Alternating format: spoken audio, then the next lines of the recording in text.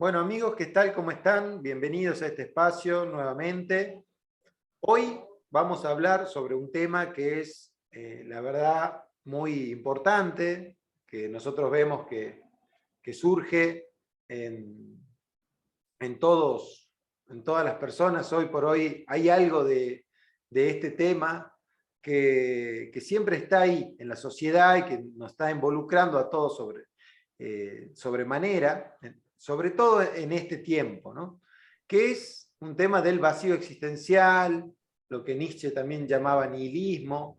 Vamos a conversar sobre esto con el licenciado Felipe San Román. Él es psicólogo, así que bienvenido, Felipe, ¿cómo estás? Hola Guillermo, muchas gracias por la invitación, estoy muy bien, muy contento de compartir este espacio contigo. Nuestras conversaciones son muy enriquecedoras para ambos, creo, y nada, muy contento. Sí, Y con bueno, todo tu público también, perdón. sí. Y Felipe, contame, vos tenés un canal de YouTube donde hace poco empezaste a hacer una serie de entrevistas y tenés, bueno, ya bastante material que yo por ahí lo voy escuchando y la verdad que es muy interesante porque conseguís personajes que son, la verdad, muy interesantes y que enriquecen un poco la visión, ¿no? de las cosas.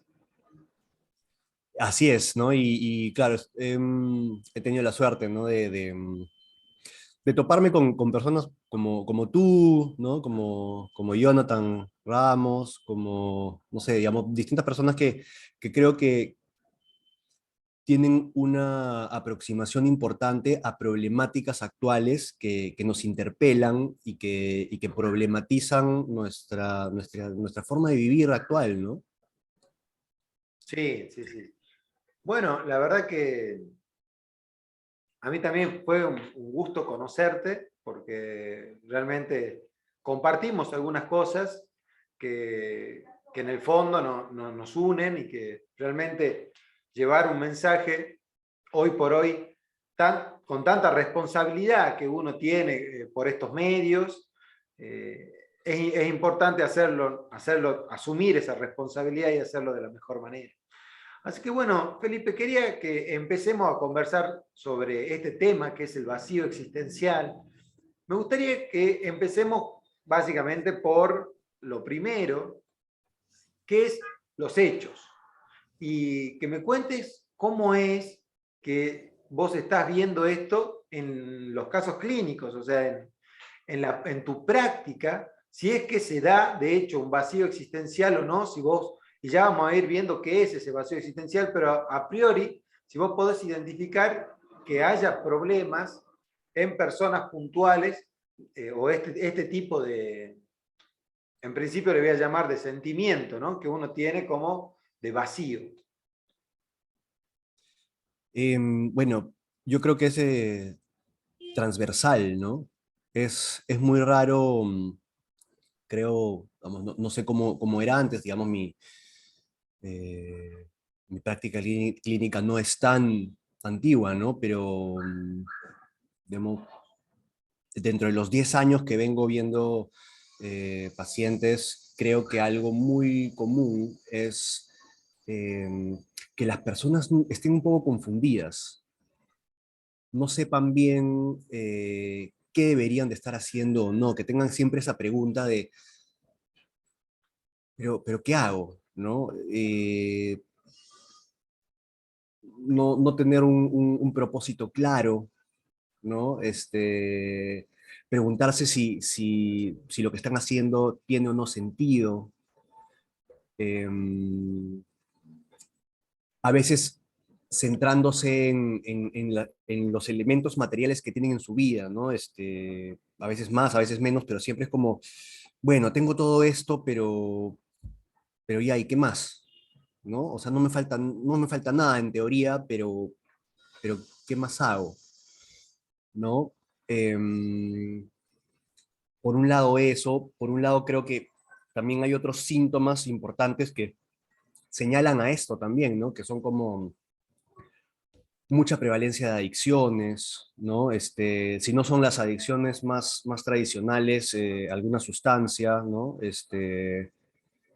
también puede ser adicciones a videojuegos, ¿no? O a las redes sociales, ¿no? Entonces es como una especie de escape o necesidad de escape, ¿no? Digamos, su vida les resulta de algún modo o demasiado dolorosa o confusa en fin, ¿no? Los angustias de cierta manera y esto los lleva a refugiarse, ¿no? En alguna especie digamos, si no es una sustancia, un mundo ficticio, o, ¿no? Algo de esto, siempre hay. Inclusive en ideologías, que bueno, es lo que estamos viendo últimamente, ¿no? Mucho fanatismo con respecto a algunas causas, ¿no? Sin pensar demasiado si esa causa realmente vale la pena, si tiene sentido, si tiene como coherencia, sino simplemente como sumergirse de lleno en una causa un poco para también un poco huir de hacerse preguntas, ¿no? De estar consigo mismos un poco. Eso es creo que principalmente lo que se puede ver en la clínica, ¿no? Vos sabés que dijiste algo, entre todo lo que estás mencionando, algo que me interesa, porque mencionaste que en teoría las personas no les falta nada, pero algo falta. Entonces, esta palabra falta es muy cara a la psicología, evidentemente, sobre todo con Lacan. Entiendo que es bien, es muy interesante cómo es que, sobre todo esta, como te digo, esta corriente lacaniana, pone la falta como algo fundamental de la persona. Y es cierto que claramente cuando uno va a buscar lo que le falta a la materialidad, al mundo, podríamos decir, o a uno mismo, sin entender lo que es uno mismo, bueno, evidentemente que siempre tenemos que dar un paso más porque no alcanza. No alcanza para cubrirnos, de alguna manera quedar satisfechos con la falta, o sea, satisfacer esa falta de manera permanente. O sea, el problema no es que no satisfacemos la falta, es que esa falta me lleva a otra falta. La satisfacción efímera de una falta, podría decir, me lleva a una falta más grande. ¿Por qué? Porque me doy cuenta que no he podido llenarla de la manera correcta. Así es. Ahí yo creo que ahí podría tener un primer pensamiento. Vos disculpame, yo siempre pienso en vivo. O sea, No, perfecto. yo voy Eso pensando, por eso es que no te propuse de alguna manera que preparemos el programa y que esto sea libre, porque me parece que es un poco más espontáneo en ese sentido. perfecto, sí, es lo que nos gusta además, ¿no? Sí, Me hacía pensar esto que decías perdón, te dale, corté, dale, dale. este, mm, en los comportamientos compulsivos que a veces se encuentra también ¿no? En algunos pacientes, ¿no? Porque este patrón del que tú estás hablando, ¿no? Claro que es como tú intentas llenar un vacío con algo que no lo llena, ¿no? O sea, tú crees que lo va a llenar, pero no lo llena, ¿no? Entonces intentas llenar y luego no se siente, o sea, no te llenó, vas en busca de otra cosa, lo intentas llenar, no lo llena, ¿no? Otra vez y otra vez, ¿no? Y entonces esto se empieza a convertir bueno, o sea, necesito llenar esto y entonces empiezo a caer en esta compulsividad y en este comportamiento un poco como adictivo, ¿no? Tratando de perseguir un montón de situaciones, eventos, materiales o tipos de relaciones que finalmente no me dan y nunca me van a dar lo que estoy pretendiendo llenar, ¿no? Claro, claro, claro, tal cual. Y que en el peor de los casos, al no encontrar sentido a esta vorágine, las personas deciden que como la vida no tiene sentido, bueno, ¿para qué seguir viviendo, no? Entonces, eso sería en el peor de los casos. Ahora, yo escuchaba a una psicóloga que además es monja y además es cantante. Ella es muy conocida, se llama Hermana Glenda. Yo la conocí por sus canciones, pero después me enteré que era psicóloga. Y estuvo acá por Argentina, ella es chilena. Y y escuchaba algo de ella alguna vez que hablaba sobre el vacío existencial y hablaba sobre una especie de desconexión y que en general ya vamos a ver desconexión de qué, ¿no? O sea, pero hablaba específicamente de la vanidad. Ella decía que algo vano es algo hueco, algo vacío, justamente, que viene de una palabra hebrea que se dice Hebel, y que tiene que ver con aire, con viento, como algo efímero, algo que se te esfuma. Y es bien interesante porque si esa vanidad nos lleva a la desconexión, tendríamos que ver de qué manera nosotros nos tenemos que volver a conectar para poder encontrarle sentido a esta vida. ¿Y con qué nos tenemos que conectar? Ahora, bien, viste esta introducción, yo te voy a llevar a planos específicos para que podamos ir conversando y tratando de entender un poco sobre todos los aspectos de una persona, digamos, que se nos presenta a todos, ¿no? Esto es, como vos bien empezaste diciendo, esto es transversal. Y que en cierto sentido a todo el mundo se nos presenta esta pregunta y un sentido de vacío, ¿no? Entonces, si la persona, como dice el padre Castellani, que es donde yo lo leía esto, también psicólogo argentino, entre otras cosas, él plantea a la persona como un ser bio, socio, psico, espiritual. O sea, como alguien que tiene cuerpo, ¿sí? Que tiene cuerpo y también tiene conexiones naturales, digamos. Socio, que tiene que ver con nuestras relaciones con los otros. Psico, que tiene que ver, en este caso, con la mente, ¿sí? Y con mi personalidad, con mi propia alma, diría él. Y después espiritual, que, bueno, en definitiva eso tiene que ver con algo que me permita religarme con algo más allá de mi propia alma, ¿no? O sea, ya es la pregunta final, que es la pregunta por el origen y el fundamento de todo, que es la pregunta más metafísica de todas, diríamos. Pero en principio me gustaría que vamos a ir por partes. ¿Cómo ves vos a la persona cuando una psicología o una ideología define a la persona solamente o primordialmente por la parte biológica? ¿Cómo pensás vos que tiene que ser la relación de una persona, o cómo podemos, cómo te podría decir, cómo podemos pensarnos a nosotros en relación con nuestro cuerpo, como seres biológicos, para pensarnos bien y poner a cada cosa en su lugar, ¿no? Em, no, me hace pensar mucho tu pregunta porque, claro, para mí es algo muy natural, muy obvio, pero que justamente en esta época está muy cuestionado, ¿no? Hay muchas ideologías que cuestionan, devalúan o inclusive anulan el rol del cuerpo, ¿no? Ujú. Este,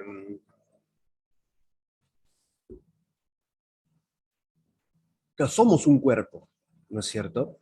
Este, y ser un cuerpo implica que hay toda una serie, es más, ¿no? Cuando hablamos de nuestro cuerpo estamos hablando de evolución, ¿no? Estamos hablando de eh, cientos de miles de años de acumulación de conocimiento, entre comillas, de algún tipo, ¿no es cierto? Eh, nos facilitan la vida de maneras que muchas veces tenemos totalmente transparentada, ¿no? Ujú. Em, y sin los cuales no podríamos vivir, no podríamos organizar nada, digamos, nuestra forma de interactuar con las cosas, con el mundo, con las demás personas, parte de mecanismos, sistemas biológicos profundamente enraizados e importantes, ¿no? Eh, Te voy a poner un ejemplo que no sé qué tan bien grafica esta cuestión, pero creo que es muy relevante porque, por ejemplo, se encuentra mucho en la clínica, ¿no? A ver. Eh, no sé, personas que a veces te dicen como, la tristeza no sirve, Ujú. ¿no? No debería estar triste porque no, ¿no? Por la tristeza no sirve para nada, ¿no? Y si te pones a pensar, claro, la tristeza es un mecanismo evolutivo que ha perdurado durante cientos de miles de millones de años, y que tiene un rol importante, ¿no es cierto? Si tú, eh, a mí, no sé, yo uso mucho la palabra divorcio, ¿no? Si tú te divorcias de estos aspectos de ti mismo, si no los quieres tomar en cuenta, si los quieres hacer a un lado, vas a estar funcionando de manera inadecuada.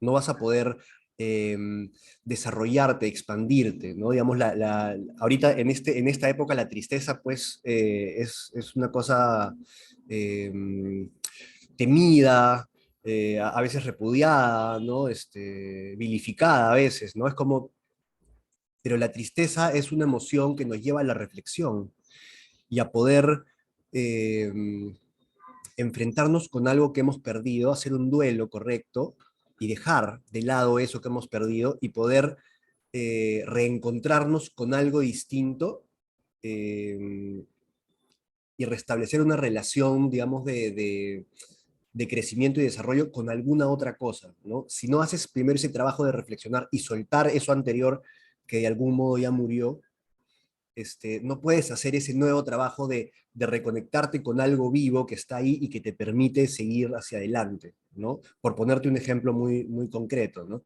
Entonces, hay una devaluación ahorita de todo lo biológico, de todo lo orgánico, el mismo cuerpo, ¿no? Vemos esta idea de que, digamos, todo el tema de ideología de género, ¿no? Que un poco el cuerpo no importa, este, y que, digamos, el sexo no influye en nada en el comportamiento de las personas, creo que finalmente te va a llevar a que termines divorciado de ciertos aspectos fundamentales tuyos, ¿no? Mm, Sí, me hace pensar eso, a que posturas como la ideología de género plantea que somos cuerpo, pero que solo somos cuerpo de alguna manera.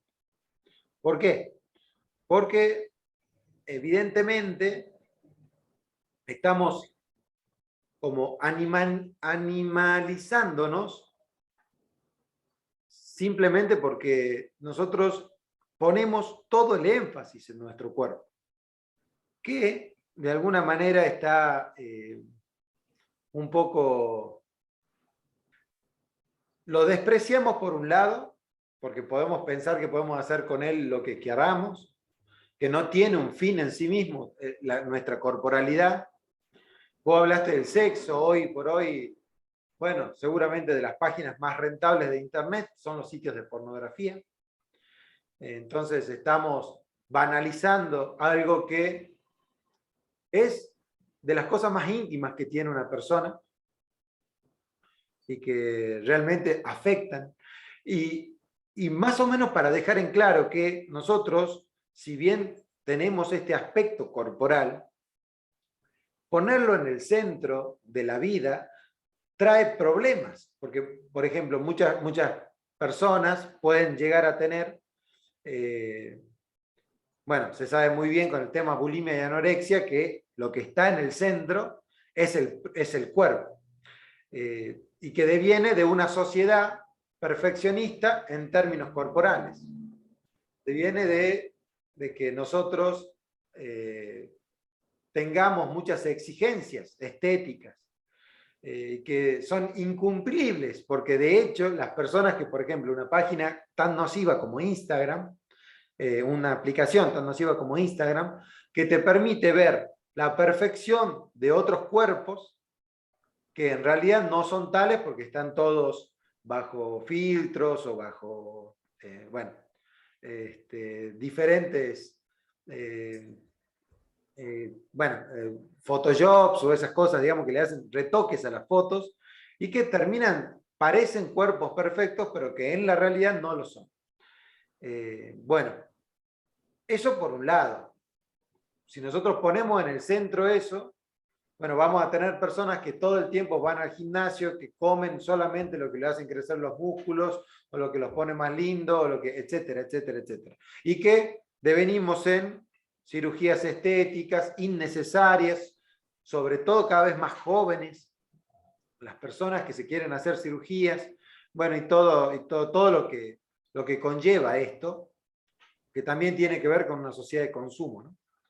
Y por otro lado, tiene que ver con, yo entiendo que acá cuando nosotros somos seres biológicos, tenemos una relación, tanto con nuestro propio cuerpo, con nuestra propia naturaleza y con el mundo en general. Entonces nosotros estamos tratando de, poniendo al cuerpo en el centro, poniendo nuestra corporalidad en el centro, podríamos decir así, llegamos también a algunos absurdos naturalistas, donde tenemos que no utilizar la naturaleza a nuestro favor, porque nosotros somos partes de la naturaleza. Nuestra naturaleza es, de alguna manera, somos parte de la naturaleza como un árbol, y el árbol tiene el mismo derecho que tengo yo. Bueno, esos absurdos que hay, porque los árboles no tienen derecho, lo que tienen derecho son solo las personas, justamente, porque son las que tienen capacidad de tener derechos y de obligarse al mismo tiempo. Entonces, estamos cayendo en algunas problemáticas, como el ecologismo, y bueno, y diversas corrientes que hay hoy por hoy, que son todas de corte progresista, evidentemente. Pero eso es cuando nosotros ponemos a la biología en el centro de nuestra vida. No sé si tenés algo como para cerrar el tema o directamente ya pasamos a lo que vendría a ser el aspecto social de las personas. Una idea, digamos, que me deja un poco pensando, ¿no? Porque claro, te escuchaba hablar y reconozco todas aquellas cosas de las que hablas. eh, y me podía pensar en lo difícil que es navegar el espacio sociocultural actual por lo incoherente que es, ¿no? Digamos, como tú dices, claro, hay un énfasis por poner el cuerpo en el medio, pero además por decir que el cuerpo en realidad no vale tanto y que puedes ignorarlo, y las dos cosas al mismo tiempo, promovidas casi digamos, con igual intensidad, ¿no? Es muy fácil, creo, eh, terminar no sabiendo qué pensar, ¿no? Digamos, yo creo que, y eso, eso yo creo que refleja muy bien la confusión y a veces inclusive que llega a desesperanza, ¿no? De algunas personas jóvenes, ¿no? Es como todo da igual, todo está bien, todo, ¿no? Todo está mal, no sé qué es qué, no sé qué es arriba, no sé qué es abajo, porque en verdad este lenguaje progresista que no tiene ningún tipo de cuidado en generar ningún tipo de coherencia, te puede plantear al mismo tiempo que tu cuerpo es lo central y lo más importante, pero que no tienes que escucharlo, ¿no? Claro, claramente. Sí, Pero puedes modificarlo a placer. así es. ¿Sí? Puede ser lo que quieras. Y es Mm. interesante. Vos sabés que en el aspecto social, bueno, yo me pregunto siempre, el otro y el primer otro, por excelencia, es la madre. O sea, el primer otro de todas las personas siempre fue y lo seguirá siendo la madre, porque es el ambiente donde yo crezco. ¿Sí? Desde el momento de la concepción, cuando una persona empieza a ser, la primera relación que tiene es con una madre. Porque yo alguna vez escuchaba a una bióloga en el Congreso mexicano, la verdad que escuché un video de ella y nunca más lo pude recuperar, pero es un video tan fabuloso, lo tengo en la memoria, donde ella empezaba a explicar algo que es bastante interesante. Dice que una vez concebida la persona, ese embrión, cuando se va a colocar en la pared del útero, lo que hace el embrión es enviarle señales para que la mujer pueda, bueno, hacer lo que tiene que hacer en el proceso biológico. Pero es ella, según esta explicación, ella decía que es el embrión el que lo hace. ¿Me explico? Entonces, ya de entrada ya tiene una relación, y por supuesto que la madre recibe la información del embrión, que hay vida en ella y empieza a presentar todo, digamos, de alguna manera a dejar todo en su lugar para que pueda darse la gestación. Pero esa relación que en el más ínfimo de nuestra corporalidad ya se da, empieza de esa manera, bueno, y que sigue con todos los años, por eso es que uno dice, lo primero es la familia, claro, la madre es la que gesta el primer otro, como digo yo, y que luego nos va a presentar, nos da la apertura al mundo para tener, obviamente, vamos a empezar a tener relación ya con el padre, con los hermanos y con la familia, que es el primer núcleo, ¿sí? Tan atacado hoy por hoy, pero es el primer núcleo fuerte para que podamos desarrollarnos de una manera sana. Y esta sociedad, atacando tanto a la familia y dando señales de consumismo masivo, yo creo que nos está haciendo olvidar lo que realmente es una relación con el otro, yo diría una relación con el prójimo, ¿no? No sé qué reflexiones podemos hacer respecto de esto y qué ves vos también, que yo calculo que a la gente le interesa mucho, qué ves vos en los casos clínicos, cómo ves vos el manejo dentro de la sociedad y la influencia de la sociedad en las personas. Eh, sí, es un tema que está, creo, en el centro del vacío existencial, digamos, ¿no? De la crisis de Occidente de sentido, ¿no? Porque estaba pensando, digamos, lo primero que pensaba cuando proponías ¿no? Estos aspectos del ser humano, ¿no? Bio, socio, psicoespiritual, que puede ser también bio, psico, socio, espiritual.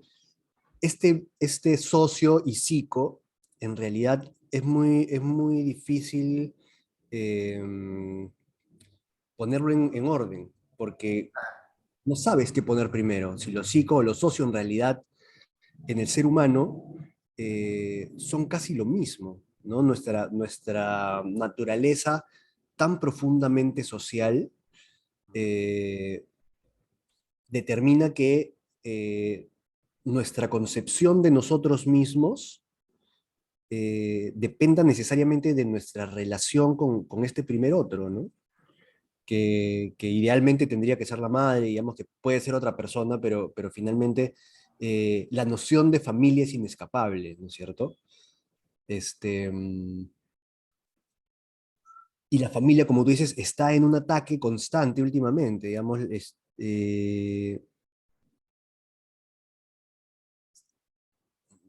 no me quiero, me voy a ir por una rama, o voy a hacer una mención en realidad, digamos, como eh, escuchaba el otro día a Jonathan Ramos hablar de los cuerpos intermedios, ¿no?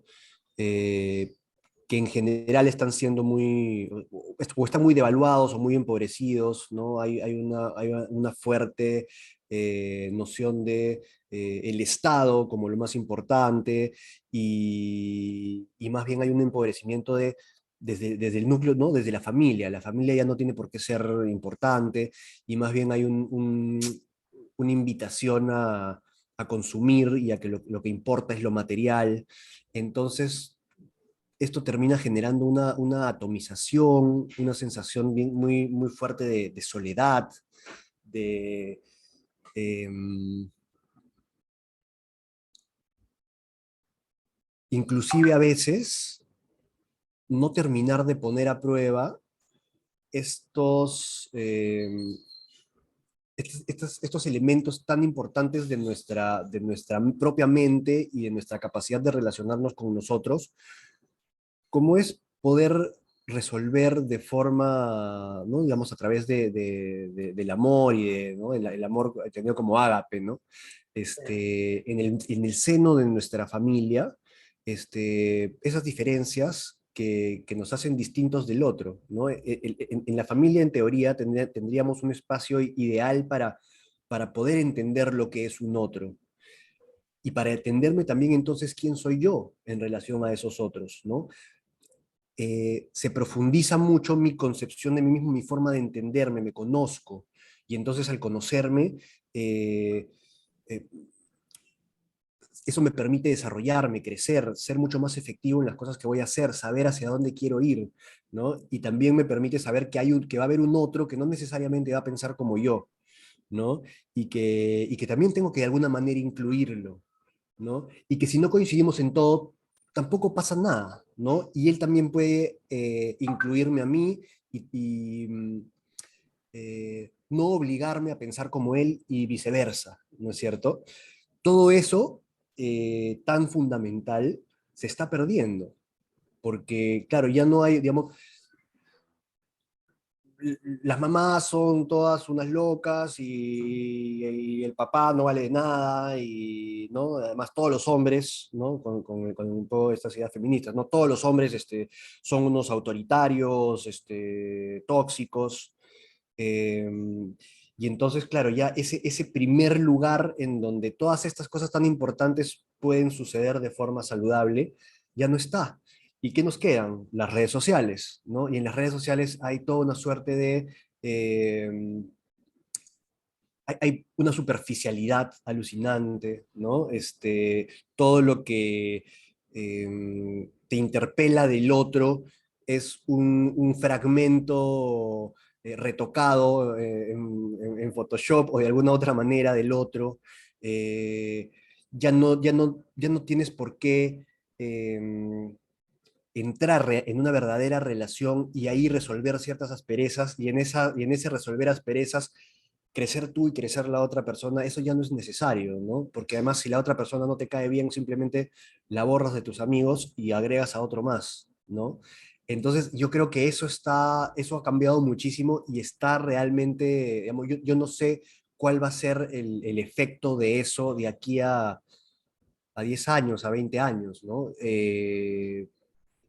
La diferencia es muy grande, ¿no? Sí, o sea, se ha perdido el contacto personal con el otro, ¿no? Con respecto a la virtualidad.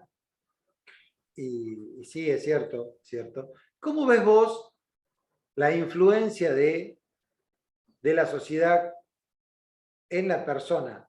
Es decir, hoy por hoy nosotros tenemos, de alguna manera, una influencia a través de redes sociales, a través de medios masivos de comunicación, etcétera, pero sobre todo de estas redes sociales.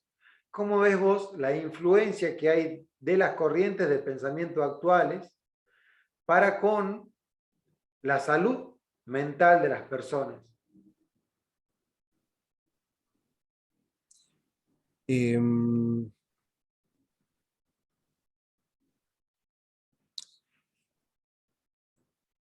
yo no sé si, digamos, este es un término un poco más técnico, ¿no? Pero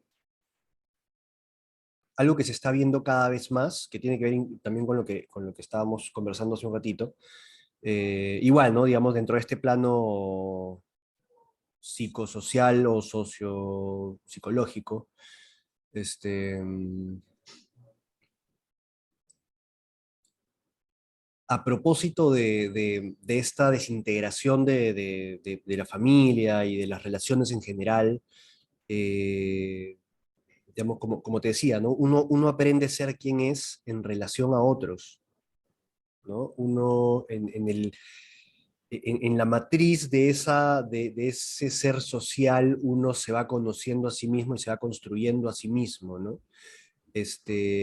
Y va aprendiendo a regularse emocionalmente y puede un poco como eh, no ser prisionero de sus propias emociones, de su rabia, ¿no? De alguna idea que a veces lo toma como que, no sé, la otra persona es mala porque no hizo lo que yo quería que haga y yo experimento verdadero dolor porque esta persona que yo quiero, que yo pensé que tenía que hacer lo que yo quería que haga y no lo hizo, me lastima de verdad, ¿no? Entonces, a nivel digamos, con algunas personas que vienen a terapia y que están sufriendo profundamente por este tipo de cosas, este, mm, claro, o sea, hay una dificultad personal inclusive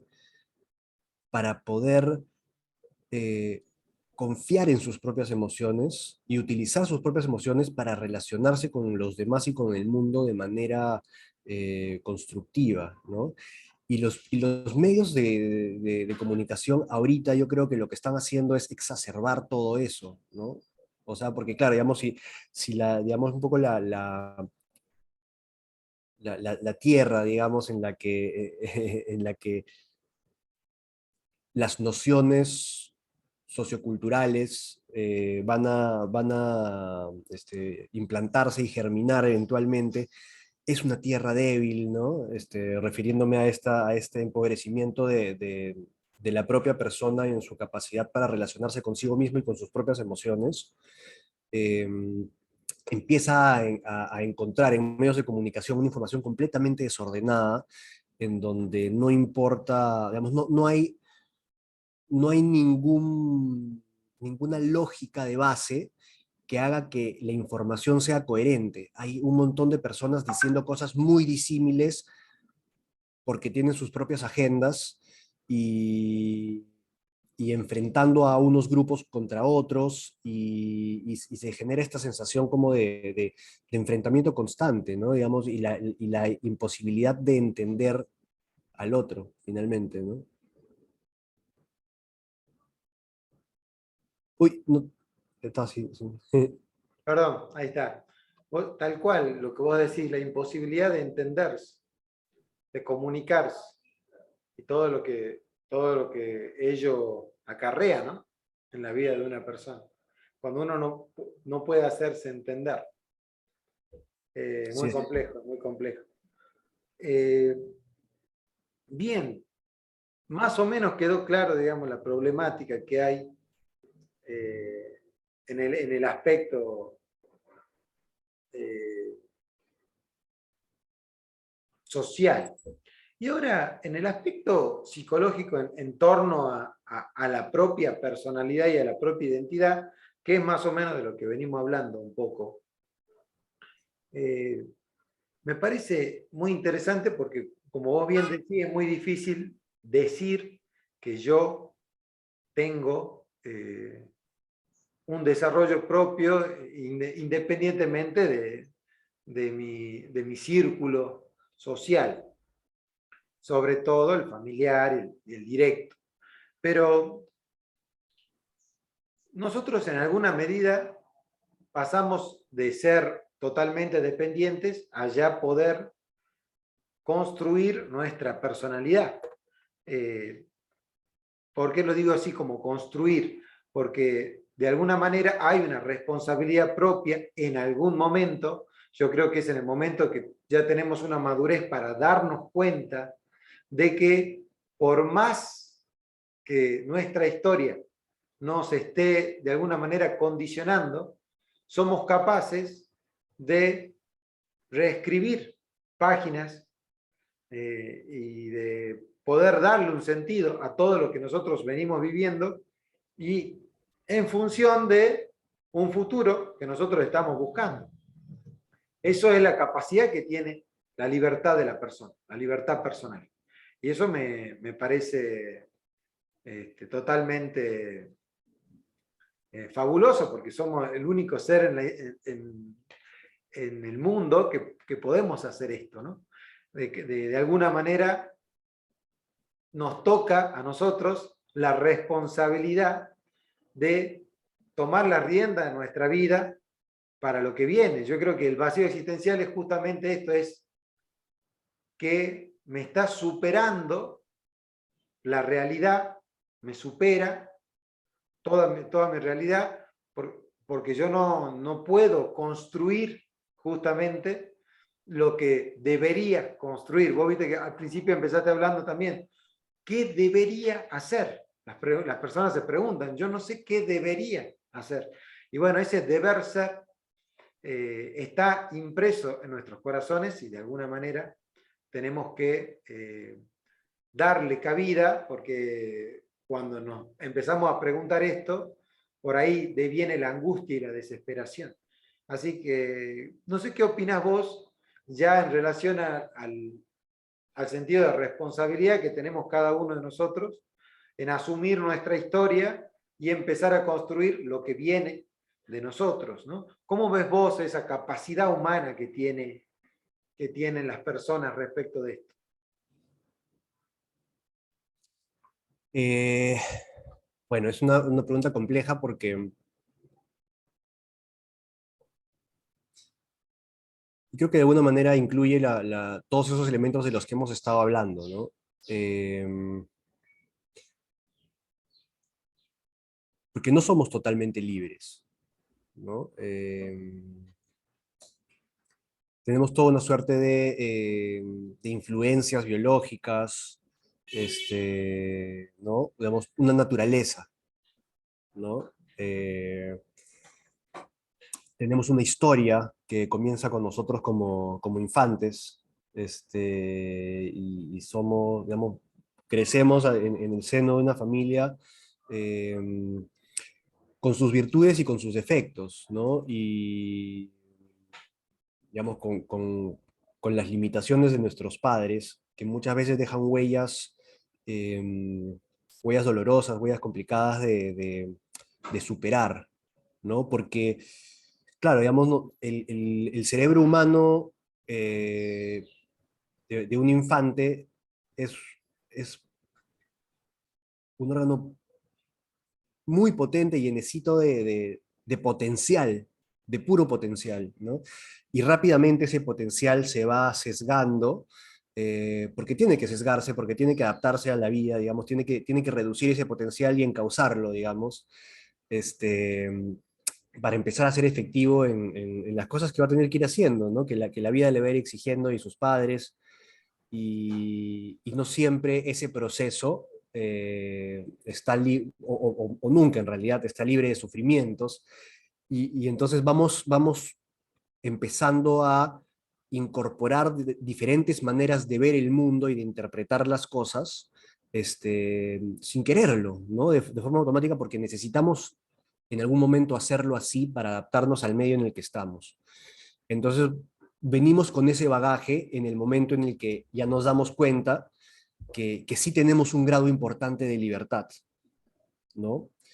Eso complejiza mucho, ¿no? Porque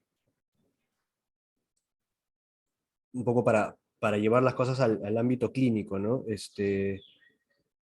Para comenzar, muchas veces es muy difícil que una persona acepte que podría necesitar un espacio de acompañamiento, para revisar algo de sí mismo, ¿no?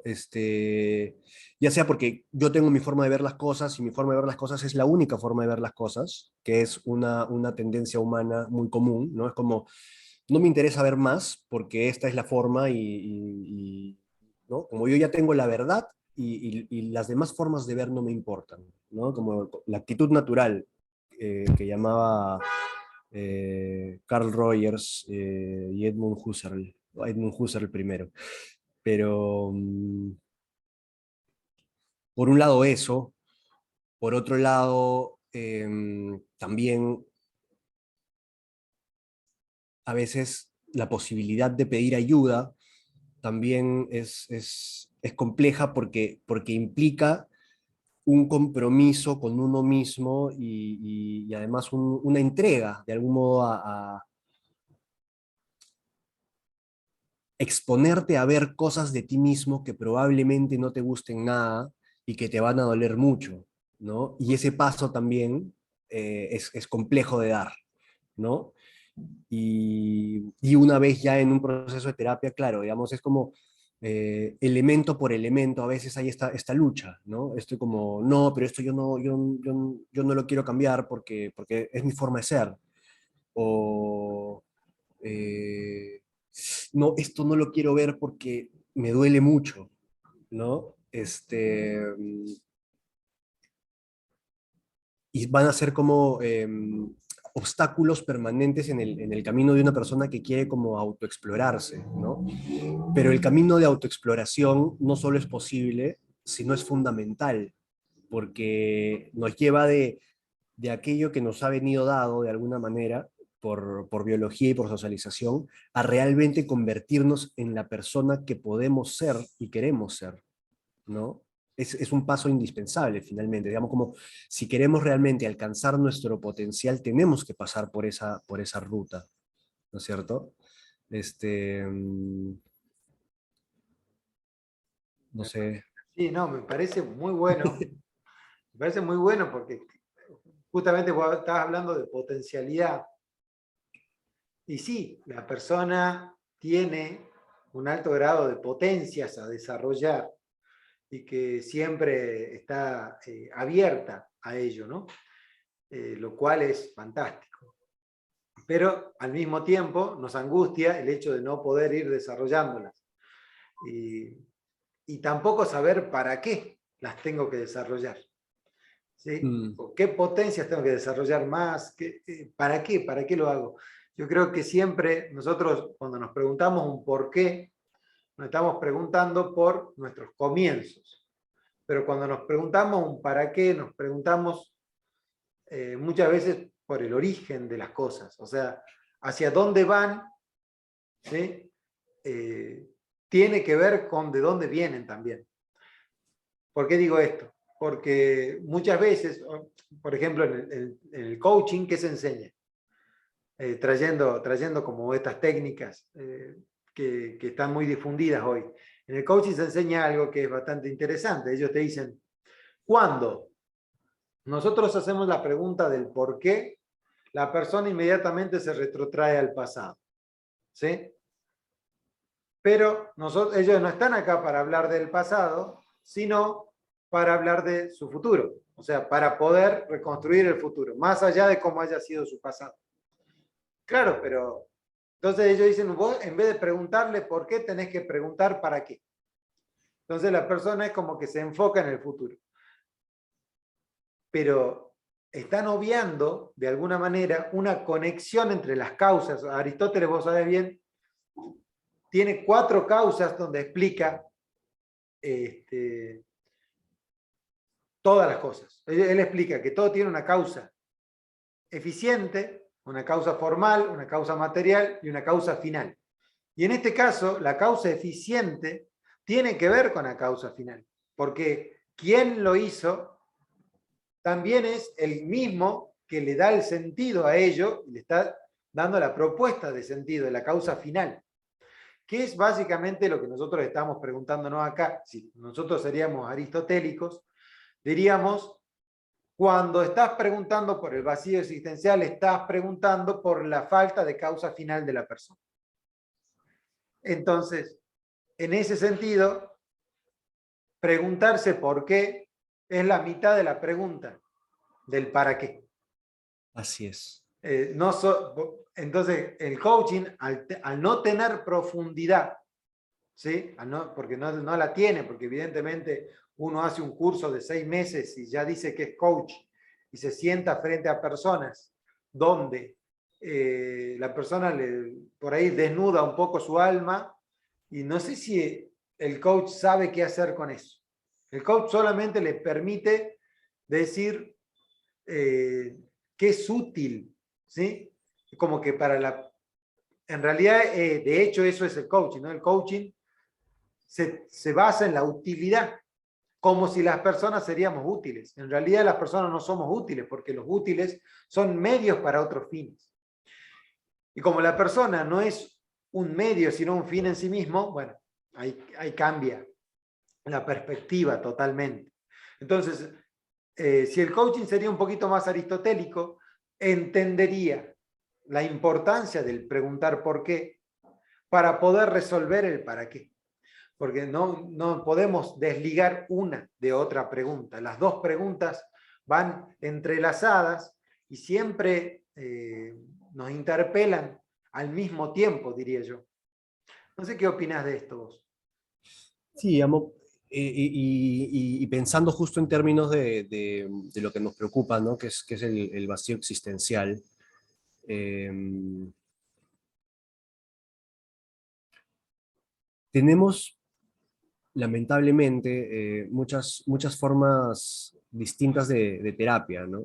Que no se ponen de acuerdo. Claro, digamos, la mente humana es tan compleja y la disciplina es tan joven que es inevitable que no haya un consenso completo aún, ¿no? Digamos, por más que vamos avanzando y digamos, las ciencias cognitivas dan un montón de respuestas que antes no teníamos, y las neurociencias y nuestro conocimiento del cerebro de la naturaleza humana también, ¿no? Digamos, todo eso va permitiendo posibilidades de integración que antes no existían, pero eh, así como el coaching no le presta atención al porqué, digamos, a la historia, que es tan importante, ¿no? Hay muchas formas de terapia que solo le prestan atención a la historia, ¿no? Y que más bien, digamos, se quedan en que se puede convertir en un vicio grave a veces, creo. Se quedan, digamos, dándole vueltas a una historia y finalmente hasta terminan convirtiendo a la persona de algún modo en una especie de víctima, ¿no? Es como, claro, ya me pasó esto, tengo que hacer, siempre, digamos, lo único que me queda es hacer las paces con estas cosas trágicas y terribles que me pasaron, y que tiene un valor muy grande, porque muchas personas a veces, otra vez para usar la palabra, que es una palabra a mí me parece como muy gráfica, muy contundente, ¿no? Divorcio. Hay personas tan divorciadas consigo mismas que el hecho de revisar su historia les permiten justamente ese como religarse, ¿no es cierto? Que es fundamental, que es un primer paso, pero no preguntarse luego por el para qué, el hacia dónde, es también un error fundamental, porque el ser humano necesita de ese para qué y para dónde. Es completo cuando tiene un para qué y para dónde. Cuando existe en su medio como un actor, un agente que además contribuye de manera positiva. Ese es como ¿no? Digamos, como el ser humano que se ha desarrollado y que está interpelado por el mundo que habita, ¿no? No solo, digamos, centrado en qué le pasó internamente, ¿no? Me estaba pensando en algo claro, se me pasó contestarte antes porque, bueno, hice una respuesta un poco larga y me perdí, pero eh, en esta época en donde existen todas las dificultades de las que hemos hablado, ¿no? Digamos, un montón de posturas distintas que lo cuestionan casi todo.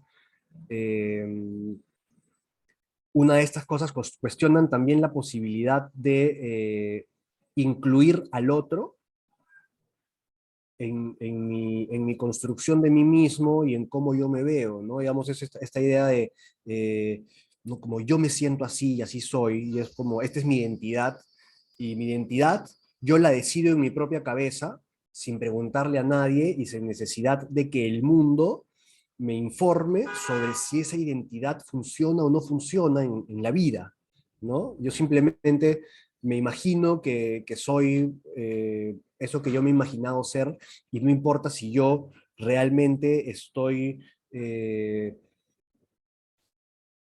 si esto que yo me he imaginado ser realmente me permite desarrollarme, me permite relacionarme bien con los demás, eh, y tiene un rol positivo en mi comunidad, ¿no? Yo creo que en esa situación, todo por qué y para qué pierde completa relevancia, ¿no? O sea, si yo puedo resolver todas las cuestiones en mi propia cabeza porque a mí se me ocurre, entonces ni el otro ni el para qué tienen valor, ¿no? Y eso nos priva y nos divorcia de un aspecto fundamental de nosotros mismos. Eso que acabas de decir es muy bueno. Vos sabés que pensando en esto, alguna vez, yo digo, muchas veces vamos al por qué sin el para qué, ¿no? O sea, vamos a hurgar nuestro pasado, situaciones que nos han sido significativas en nuestra vida, pero no tenemos mucha noción de para qué vivimos o el sentido de nuestra vida. Tenemos este aspecto de estamos en un vacío de alguna manera existencial. Entonces, cuando nosotros empezamos a hurgar en aquellos recuerdos, empezamos a darle sentido. Viste que, bueno, nosotros somos seres también hermeneutas, ¿no? Entonces siempre estamos haciendo hermenéutica de nuestro sentido, haciendo interpretación de nuestro pasado. Y muchas veces la gente, como para no sentirse mal, depende de qué es lo que le está sucediendo en el momento, empieza a reinterpretar el pasado. Y le da tantas reinterpretaciones como momentos esté viviendo. Entonces, si nosotros vamos al pasado a tratar, a buscar el sentido del presente, ¿sí? Sin tener nunca en cuenta el para qué yo estoy vivo, para qué, cuál es nuestra causa final, que justamente eso es darle sentido. O sea, esto esta corriente de Víctor Frank, que en momentos tan dolorosos, encontrarle sentido a las cosas, bueno, evidentemente que se ha instalado, ¿no? Y hoy por hoy nos estamos preguntando y estamos usando términos que él mismo utilizó. Entonces, esta corriente, digamos, que instaló Víctor Frank, nosotros vamos siempre sin sentido, podemos reinterpretar el pasado de tantas maneras como queramos. En cambio, cuando nosotros encontramos un sentido, empezamos a encontrar la verdadera interpretación y sentido que también tiene mi vida. Y yo creo que por ahí va también como para no, porque yo calculo que si yo soy una persona, un animal de diván, podría decir, y voy a un psicoanalista, examino mi pasado, y luego ya me canso de ir a ese psicoanalista y voy a otro psicoanalista y vuelvo a examinar mi pasado y vuelvo a hacer reinterpretaciones en función de cómo esté anímicamente, no sé de qué me serviría realmente. Simplemente podría ser un pequeño bálsamo, un pequeño analgésico, digamos, del momento para evitar el dolor, ¿sí? O para soportar, diría yo, el dolor de poder ir analizando mi pasado de una u otra manera. Y también mi presente, ¿no? Sobre todo como analgésico del dolor presente, pero nunca para construir mi vida. Yo creo que ahí está lo que nos está haciendo falta, ¿no? Que podríamos a partir de aquí ya pasar a lo que sería el aspecto espiritual de las personas. No sé qué opinás vos como para que lo cerremos al tema. Eh,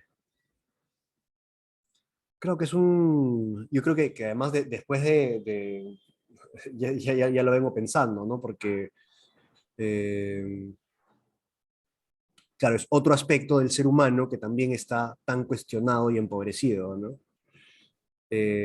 Claro, cuando hablamos de la realidad espiritual, digamos, en psicología, sobre todo, digamos, como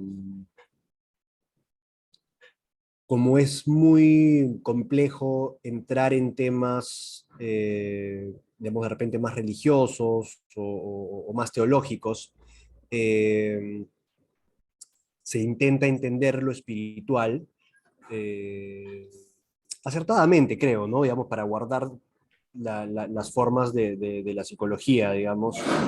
Este, como esta parte del ser humano en donde nos comprometemos con nuestros propios valores. Y desde nuestros propios valores, entonces salimos justamente a relacionarnos y comprometernos con el mundo de una determinada manera, ¿no? Positiva, ¿no? O sea, como constructiva, ¿no? Eh,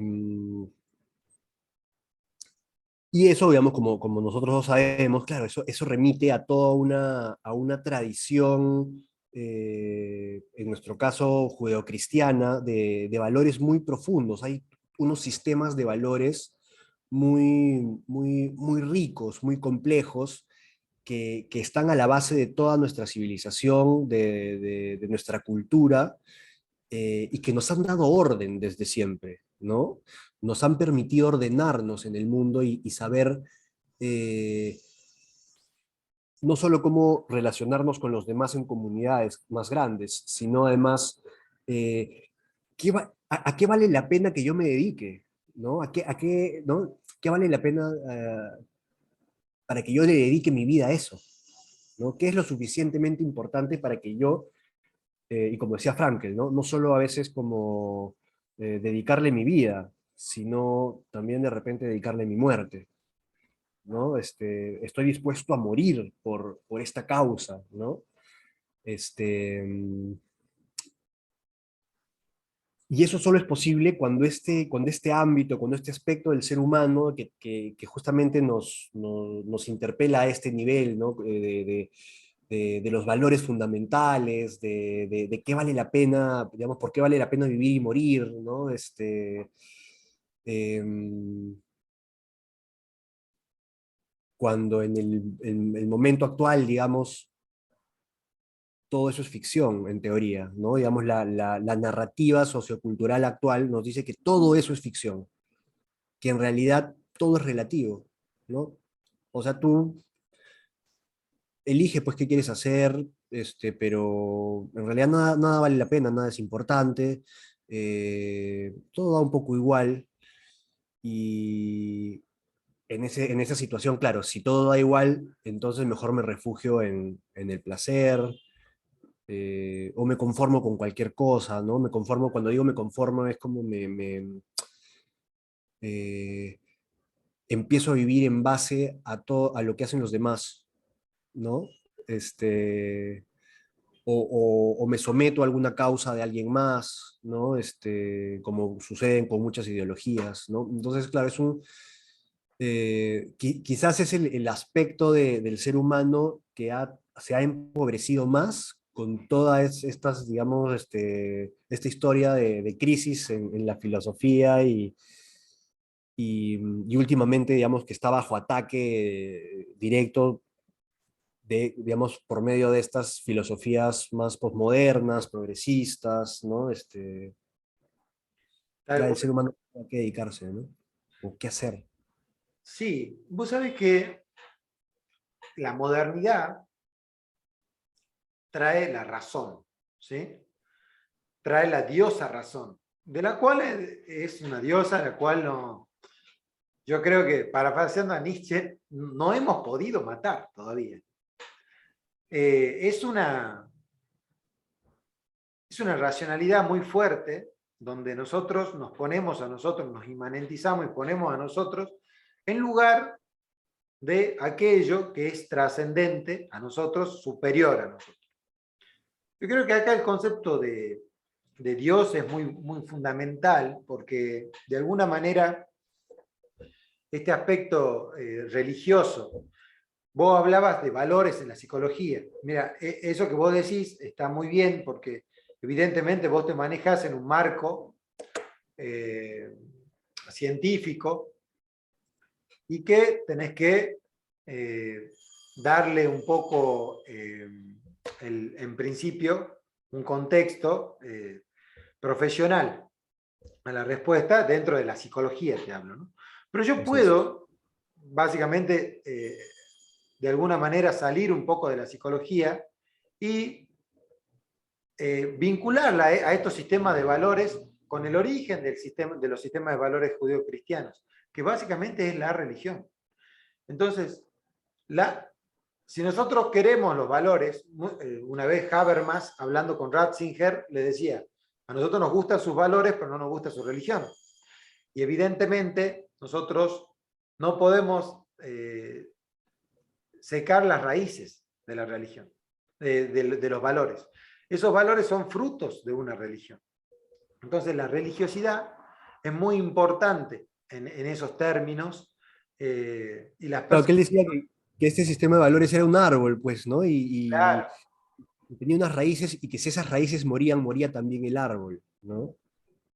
claramente, claramente. Y bueno, básicamente nosotros necesitamos entender la conexión con la religión. Religión significa religar. Ahora, nos preguntamos con qué nos estamos religando. Entonces, este concepto de que podemos nosotros vincularnos desde razonamientos, y, por ejemplo, a través de Tomás de Aquino con las 5 vías, y empezar a preguntarnos si realmente existe un Dios. Eso es una de las preguntas fundamentales que todo ser humano se debe hacer. Y que tiene que contestar de alguna manera. Y si no existe ese Dios, preguntar con qué estamos reemplazando aquel fundamento, que es, yo creo que es una pregunta que no puede tener otra respuesta con que si hay un fundamento. O sea, estamos preguntando por cuál es el fundamento en realidad. Porque evidentemente nosotros, si tenemos en cuenta el principio de causalidad que es inherente a todo, si todo aquello que existe tiene una causa de ser, evidentemente vamos a llegar a últimas causas, que eso es fundamental, entenderlo, digamos. ¿Sí? Si nosotros negamos los principios de causalidad y empezamos a pensar de que las cosas surgen y brotan de la nada, bueno, evidentemente nunca vamos a tener necesidades de preguntarnos por lo último, ¿sí? Pero claro, yo creo que ahí radica filosóficamente, teológicamente, el principio, en principio, digamos, la falta de sentido. Porque si nada tiene una causa, si nosotros rompemos con el principio de causalidad, ahí es donde nunca podemos llegar a una última causa, a un primer motor, como diría Aristóteles, ¿no? De alguna manera, pero que, y no tengo a dónde religarme, ¿sí? Pierdo ese lugar que tiene la religión para la gente en general.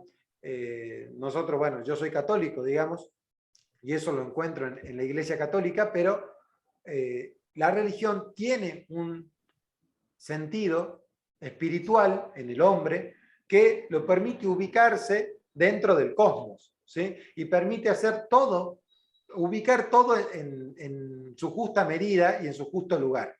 Yo diría que si nosotros tenemos un buen sentido espiritual, vamos a entender nuestro sentido psicológico, vamos a entender cómo nos tenemos que relacionar con nosotros y también vamos a entender la naturaleza y el cuerpo que tenemos. Entonces, yo creo que a partir de tener ordenados todos estos campos, que ese orden lo da la espiritualidad, es que podemos llegar a conocer realmente cómo funciona la psicología humana y en desmedro, digamos, de lo que hoy se considera que nosotros tenemos que actuar solamente sobre lo fenoménico, ¿sí? Pero claro, lo fenoménico tiene una causa, ¿me explico? Y si nosotros queremos negar las causas, bueno, evidentemente que algo nos estará faltando para poder solucionar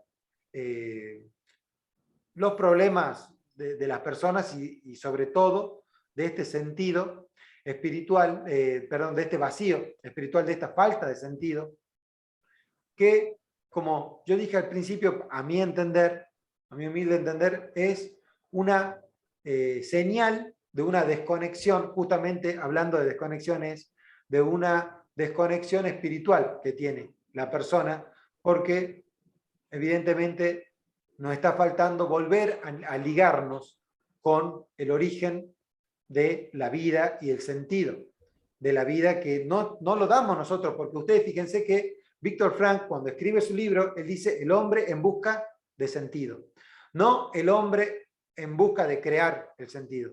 Él está buscando algo que ya existe, no está estableciendo algo nuevo, ¿sí? Que eso es algo importante a tener en cuenta. No, y Víctor Frankl justamente decía que si bien nuestros valores tradicionales habían sido, digamos, prácticamente destruidos, digamos, este, le quedaba al ser humano una ruta fundamental para llegar a su sentido, ¿no? A descubrir su sentido, porque, eh, y que esa ruta era la responsabilidad, ¿no? Digamos, un poco era como, eh, mira a tu alrededor, ahí tienes las respuestas, mira a tu alrededor y mira, ¿no? Observa estas situaciones que demandan de ti que te hagas responsable de ellas. Y así comienza tu ruta hacia el sentido. Cada persona puede ver aspectos de su vida eh, de los que nadie se está haciendo cargo y que es importante que alguien se haga cargo. Si tú empiezas con eso, vas a empezar a encontrar tu sentido. Ese es tu camino, digamos. En ausencia de valores, igual te queda eso. Claro, igual te queda la realidad. Claro, Es así tal cual, es. tal cual. Bueno, Felipe, la verdad que un placer haberte tenido acá en el canal y espero tenerte en otras oportunidades para que sigamos conversando sobre temas que realmente nos interesen a todos. Así que, bueno, te agradezco, te dejo que cierres con lo que quieras. Les recomiendo el canal de Felipe San Román. ¿Tiene un nombre particular tu canal o no, Felipe? ¿Cómo No, lo podemos no, encontrar? Felipe San Román, mi nombre. Perfecto. Bueno, les recomendamos para que lo puedan buscar, ir al canal de Felipe. Y bueno, dejamos que Felipe, como invitado, pueda cerrar acá la conversación. Y muchas gracias por haber estado, Felipe, acá en el canal. Gracias a ti, más bien, siempre un placer conversar contigo. Eh, Son las conversaciones que nos gusta tener al final, y además de temas tan importantes, ¿no? Como claro, pensaba en todo este paso que hemos hecho por estos aspectos del ser humano que tú propusiste, ¿no? Que claro, apuntan directamente a no solo de qué nos tenemos que hacer cargo, sino también cómo todos estos heridos o empobrecidos en nuestra época actual por alguna razón, ¿no? Digamos, cuestionamientos en distintos niveles, ¿no? Entonces, quizás para cerrar, nada, haría una invitación a las personas a que puedan como hacer una revisión seria de quiénes son, por qué son como son y cuál es su rol en el mundo, ¿no? Porque respondiendo esas preguntas creo que, digamos, todos siendo un poco más responsables con nosotros mismos y con nuestra situación en el mundo, podemos revertir esta crisis, que es una crisis real que nos está haciendo sufrir a todos, ¿no? Así es, Felipe. Así es. Mm. Bueno, espero que hayan disfrutado de Felipe tanto como yo y nos estamos viendo en un próximo encuentro. Muchas gracias por haber estado ahí. Chao, chao, todo, chao y gracias. Chao, chao, chao. Gracias.